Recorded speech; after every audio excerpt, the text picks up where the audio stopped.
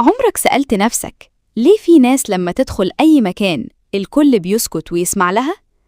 مع إنهم ممكن ما يتكلموش كتير.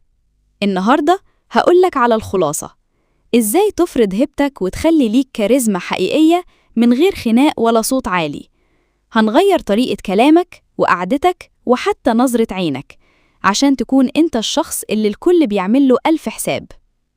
لو مهتم تطور من نفسك وتكون نسخة أقوى من اللي انت عليها، انزل دلوقتي اعمل لايك للفيديو واشترك في القناة عشان يوصلك كل جديد في عالم تطوير الشخصية.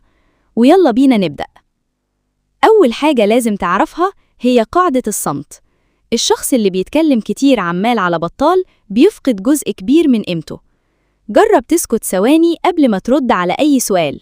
السكوت ده بيدي انطباع إنك رصين ومفكر، مش مجرد حد بيرمي كلام وخلاص. تاني سر هو لغة الجسد.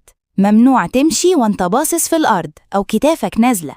افرد ظهرك، ارفع راسك حاجة بسيطة، وخلي نظرات عينك ثابتة وواثقة. لما تبص في عين اللي قدامك وانت بتتكلم، انت كده بتبعت رسالة لعقله الباطن إنك مسيطر ومش خايف. تالت حاجة نبرة الصوت.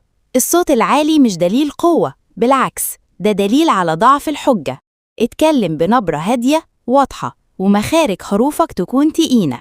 لما تتكلم ببطء شوية، الناس هتضطر تركز معاك أكتر عشان تسمعك، وده هو قمة الهيبة. رابع سر هو كلمة لأ. الشخص اللي بيقول حاضر على كل حاجة، الناس بتتعود تستهلك طاقته ووقته. اتعلم تقول لأ للحاجة اللي مش مناسبة ليك بكل أدب ومن غير تبرير طويل. الناس دايماً بتحترم الشخص اللي عنده حدود وعارف قيمة نفسه كويس. أخيراً، الهدوء في عز الأزمة. لما تحصل مشكلة والكل يتوتر، كن أنت الشخص الهادي.